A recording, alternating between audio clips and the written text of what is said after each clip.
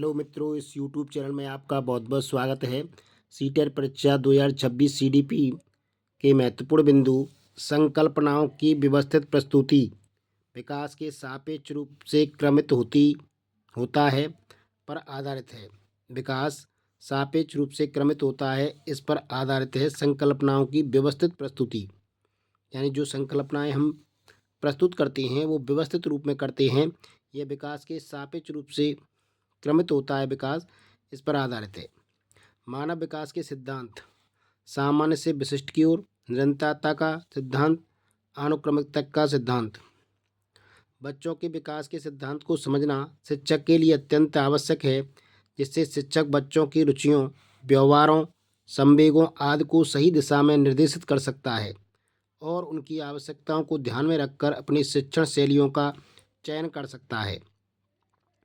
यानी बच्चों के विकास के सिद्धांतों को समझना शिक्षकों के लिए क्यों आवश्यक है, ताकि वो अपनी शिक्षण शैलियों में सुधार कर सके, बच्चों के बारे में जान सके, बच्चों की क्या रुचियां हैं, बच्चे क्या करना चाहते हैं, उनकी कौन कौन सी पॉजिटिव पॉइंट हैं, कौन कौन से नेगेटिव पॉइंट हैं। इन चीज़ों को जानने के लिए शिक्षक को बाल विकास के सिद्धांतों का समझना बहुत ही आवश्यक है।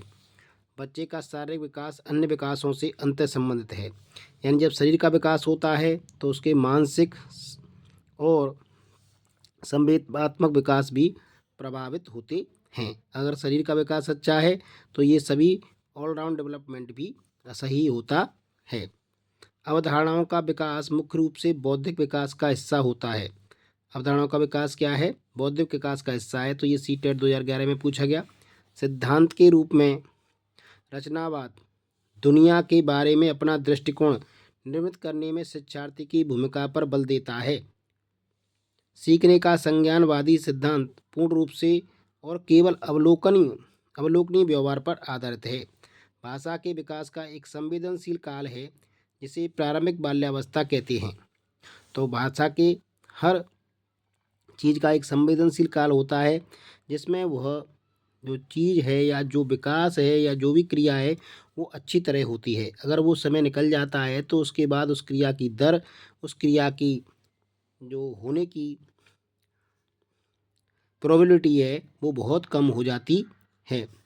बच्चों का विकास व्यक्तिगत भिन्नताओं के सिद्धांत का अनुसरण करता है। यानी बच्चों में अलग अलग तरह का विकास की दर जो होती है वो अलग अलग होती है। मानव विकास आनुवंशिकता एवं वातावरण दोनों से प्रभावित होता है। यानी मानव का जो विकास है या बच्चे का जो विकास है वो पर्यावरण एवं आनुवंशिकता की अन्योन्य क्रिया के द्वारा संचालित होता है।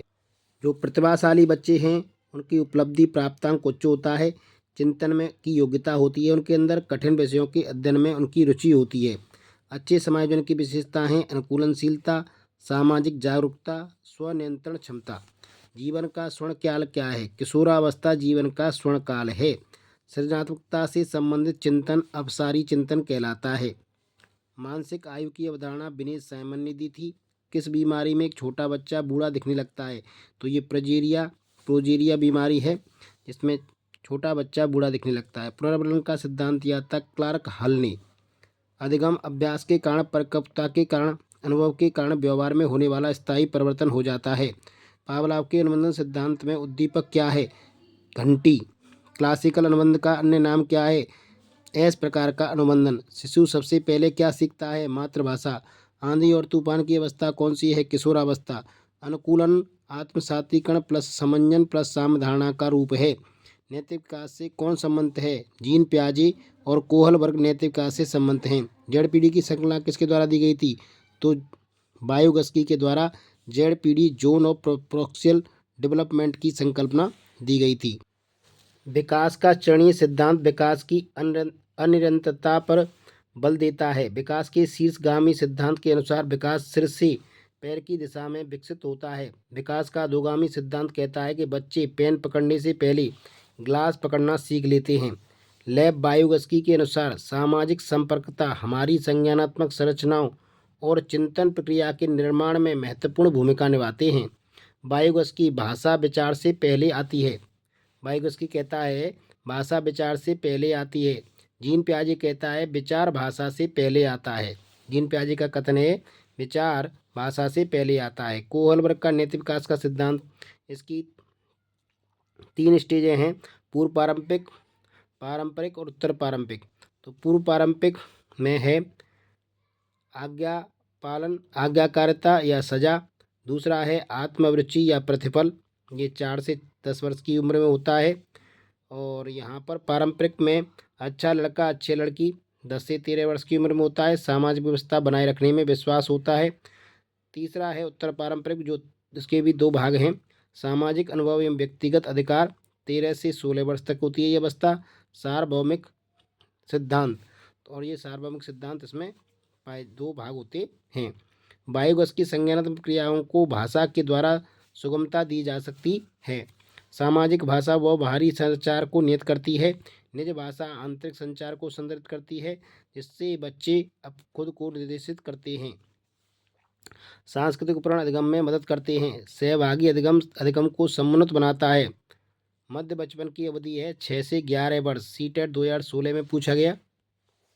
विद्यालयी पाठ्यक्रम में सांस्कृतिक ज्ञान को उचित स्थान और मूल्य देना चाहिए, क्योंकि यह सीखने की प्रक्रिया को सुगम बनाता है। संज्ञान और भावनाएं, संवेग आपस में एक दूसरे पर पारस्परिक रूप से निर्भर करते हैं। सीखने के सामाजिक संरचनावादी विचार इस बात की वकालत करते हैं कि शिक्षार्थी सक्रिय रूप से ज्ञान का निर्माण करते हैं। शिक्षार्थी कैसे ज्ञान का निर्माण करते हैं? सक्रिय रूप से। अपसारी चिंतन कई उत्तरों को प्रोत्साहित करता है, जबकि अवसारी चिंतन एक ही समाधान पर स्थित रहता है। एक समावेशी शिक्षा जैसे ऐसे तरीकों से शिक्षण जो बहिष्कृत ना करे, उस शिक्षा शास्त्र को अपनाना जो सभी शिक्षार्थियों की आवश्यकताओं का समर्थन करे, भाषा शैली के अंतर को समायोजित करती है और सहयोग को बढ़ावा देती है। शिक्षार्थी जो पहले से जानते हैं उसके आधार पर अपने ज्ञान का निर्माण करते हैं। पैटर्न ढूंढने और पिछले ज्ञान के साथ जुड़ाव बनाने से शिक्षार्थियों को जानकारी को सार्थक रूप से संशोधित करने में मदद मिलती है। बच्चों द्वारा बचपन अलग अलग संस्कृतियों में अलग अलग तरह से अनुभव किया जाता है। बच्चों का विकास केंद्र से बाहर की ओर बढ़ता है। यह प्रॉक्सिमेडिस्टल या अधोगामी विकास का सिद्धांत है। शीर्षगामी सिद्धांत के अनुसार विकास सिर से पैर की ओर बढ़ता है। विकास गुणात्मक एवं प्रणात्मक दोनों तरह का होता है। विकास सिर से पांव की तरफ होता है। सेफलोकाउडल सिद्धांत या विकास का शीर्षगामी सिद्धांत विकास सिर से पैरों की ओर होता है। बाल विकास की पद्धति कैसी होती है? बाल विकास की पद्धति विज्ञानमयी होती है। बालक का विकास कब से प्रारंभ होता है? तो बालक जैसे ही गर्भावस्था में आता है तभी से उसका विकास प्रारंभ हो जाता है, और जब तक वो शमशान पर नहीं जाता उसका विकास होता ही रहता है। यानी बाल विकास मानव विकास जीवन पर्यंत चलने वाली प्रक्रिया है। किस आयु से किशोरावस्था का प्रारंभ माना जाता है? तो यह 12 वर्ष से किशोरावस्था का प्रारंभ माना जाता है। बाल अध्ययन का पिता कौन है? तो स्टेने हॉल को बाल अध्ययन का पिता कहते हैं। बाल विकास को सबसे ज़्यादा प्रभावित करने वाला कारक कौन सा है? खेल कूद का मैदान। खेल कूद के मैदान में बच्चे का सर्वांगीण विकास होता है। मनोविश्लेषण विधि के जन्मदाता कौन थे? तो मनोविश्लेषण विधि के जन्मदाता थे जीन पियाजे। विकासात्मक मनोविज्ञान के जनक कौन थे? जीन पियाजे। खिलौनों की आयु क्या है? तो खिलौनों की आयु है पूर्व बाल्यावस्था। बाल विकास को किस नाम से और जाना जाता है? इसको जाना जाता है बाल मनोविज्ञान। सीखने का क्रिया प्रसूत सिद्धांत B.F. स्किनर ने दिया था। इस सिद्धांत में सीखने के लिए सक्रिय भूमिका बहुत जरूरी है। पुनर्वलन से प्रेरित होने वाला व्यवहार को क्रिया प्रसूत कहते हैं। इस सिद्धांत का मुख्य आधार थॉर्नडाइक का प्रभाव नियम है। स्किनर ने चूहों पर प्रयोग किया था। स्किनर का दूसरा प्रयोग कबूतरों पर किया था 1943 में। पुनर्वलन के द्वारा किसी अनुक्रिया के दोहराए जाने की प्रायिकता बढ़ती है और अधिगम दृढ़ होता है। पुनर्वलन सिद्धांत हल ने दिया था। किसने दिया था? हल ने। अवकृत अनुदेशन ऐसी व्यवस्था जिसमें शिक्षक एक निश्चित पाठ्य वस्तु का निर्माण करता है और शिक्षार्थी बिना शिक्षक की अपनी गति से अधिगम करते हुए सीखता है। अधिगम को प्रभावित करने वाले कारक कौन कौन से हैं? सीखने की इच्छा, परिपक्वता, प्रेरणा, शिक्षण विधि, शारीरिक स्वास्थ्य, विषय सामग्री, बुद्धि स्मरण शक्ति, सीखने का समय और वातावरण। ये कुछ बिंदु हैं जो हमारे अधिगम को प्रभावित करते हैं। अधिगम मतलब सीखना। अधिगम एवं परिपक्वता में क्या अंतर है? अधिगम अनुभव अर्जित, जबकि परिपक्वता जन्मजात होती है। अधिगम अभ्यास से प्रभावित होता है, जबकि परिपक्वता इससे प्रभावित रहती है। अधिगम बाह्य जबकि परिपक्वता आंतरिक होती है। सीखने को प्रोग्रामिंग कहते हैं जबकि रटना को बैंकिंग मॉडल कहते हैं। रटने से क्या होता है, बैंक में जैसे पैसा जमा हो जाता है वैसे ही हमारे दिमाग में चीज़ें जमा होती रहती हैं, लेकिन वो चीज़ें रटना सही नहीं है। सीखने को प्रोग्रामिंग कहते हैं। रटने की जगह पे हमें सीखने पर ध्यान देना होगा। किसने सीखने को उद्दीपक व अनुक्रिया के बीच का संबंध माना है? थार्नडाइक, पावलाव, स्किनर ने। संज्ञानात्मक कॉग्निटिव का तात्पर्य मस्तिष्क की आंतरिक प्रक्रियाओं से है, जैसे स्मरण, संकेतीकरण, वर्गीकरण, समस्या समाधान, सृजन, कल्पना, स्फुटन। थार्नडाइक के सीखने के नियम: एक तत्परता का नियम, यह सिद्धांत परिपक्वता से संबंध रखता है। अभ्यास का नियम। नंबर 3 प्रभाव का नियम, संतोष असंतोष का नियम। शिक्षा मनोविज्ञान के पितामह E.L. थार्नडाइक को माना जाता है। आधुनिक मनोविज्ञान के जनक विलियम वुंट हैं। प्रिंसिपल ऑफ साइकोलॉजी नामक पुस्तक विलियम जेम्स ने लिखी थी। मनोविज्ञान ने शिक्षा को बाल केंद्रित बना दिया है, जिसका मुख्य केंद्र बालक है। 12 से 18 वर्ष तक किशोर अवस्था मानी जाती है, जिसकी शुरुआत 13वें वर्ष से होती है। इस अवस्था में बालक एवं बालिकाओं में क्रांतिकारी मानसिक, शारीरिक, सामाजिक एवं संवेगात्मक परिवर्तन होते हैं। इसलिए इस काल को जीवन के तूफान का काल कहा जाता है। किशोरावस्था शारीरिक विकास का काल है, जिसमें भार, लंबाई और शारीरिक ढांचे में दृढ़ता, किशोर में दाढ़ी और मूछ एवं किशोरियों में मासिक स्राव प्रारंभ हो जाता है। मुक्त शरीर वाले प्रश्न विद्यार्थियों में आलोचनात्मक चिंतन का विकास करते हैं। वर्गीकरण सबसे उपयुक्त संज्ञानात्मक कौशल है, जो छात्रों की विशेषताओं, गुणों के अनुसार आकृतियों को पहचानने और समूह बनाने में मदद करता है। राष्ट्रीय शिक्षा नीति 2020 गणित और कंप्यूटेशन सोच के महत्व को बढ़ावा देती है, क्योंकि यह AI, मशीन लर्निंग और डेटा साइंस आदि जैसी उभरती हुई तकनीकों का आधार है। किसने एडोलेसेंस नामक पुस्तक 1904 में प्रकाशित की थी? तो स्टेनरी हॉल की किताब है ये, एडोलेसेंस। स्टेनरी हॉल के अनुसार किशोर में शारीरिक परिवर्तन अचानक होते हैं, उनका पूर्व अवस्थाओं से कोई संबंध नहीं होता। किसे किशोर अवस्था का जनक कहा जाता है? Stationary hall. जीन पियाजे के सैद्धांतिक दृष्टिकोण से नई सूचना को अपने मौजूदा ज्ञान में शामिल करना आत्मसातीकरण, एसिमिलेशन कहलाता है। रचनावादी शिक्षण विद्यार्थियों को खोज आधारित अधिगम की ओर ले जाता है। प्रगतिशील शिक्षा में बच्चों ज्ञानवर्धक और अर्थ की रचना करने वालों की तरह देखा जाता है। जीन पियाजे के संज्ञानात्मक विकास का सिद्धांत ये बताता है कि पाठ्यक्रम करिकुलम बच्चों को आयु समूह व चरण को ध्यान में रखकर तैयार किया जाना चाहिए। मास्टरी इन चेंज महारत हासिल करने के लिए लक्ष्य निर्धारित करने से छात्र की यह अक्सर योग्यता के वृद्धिशील दृष्टिकोण पर बढ़ी हुई आंतरिक प्रेरणा और विश्वास को दर्शाता है। प्रारंभिक स्तर पर गणित की पाठ्य पुस्तकों में अवधारणाओं, कंसेप्ट को ठोस से मूर्त की ओर प्रस्तुत किया जाना चाहिए। संज्ञानात्मक विकास का सामाजिक संस्कृति सिद्धांत किसने दिया था? लेव वाइगोत्स्की। सामाजिक रचनावाद के जनक, फादर ऑफ सोशल कंस्ट्रक्शन कौन है? लेव वाइगोत्स्की। सोशल स्पीच 3 से 5 वर्ष, प्राइवेट स्पीच 5 से 9 वर्ष, इनर स्पीच 10 वर्ष के बाद। लेव वाइगोत्स्की के अनुसार संज्ञानात्मक विकास का मूल कारण क्या है? तो इसका मूल कारण है सामाजिक सांस्कृतिक भाषा, सामाजिक अन्योन्य क्रिया, सोशल इंटरेक्शन। वाइगोत्स्की के अनुसार बच्चे कैसे सीखते हैं? वयस्कों और समवयस्कों के साथ परस्पर क्रिया करके बच्चे सीखते हैं। वाइगोत्स्की के अनुसार सीखने को पृथक नहीं किया जा सकता, उसके सामाजिक संदर्भ से। वाइगोत्स्की के अनुसार अधिगम क्या है? एक सामाजिक अन्योन्य क्रिया है। किसने भाषा को संज्ञानात्मक विकास में महत्वपूर्ण माना है? वाइगोत्स्की। निजी भाषा, प्राइवेट स्पीच का प्रयोग किसने किया है?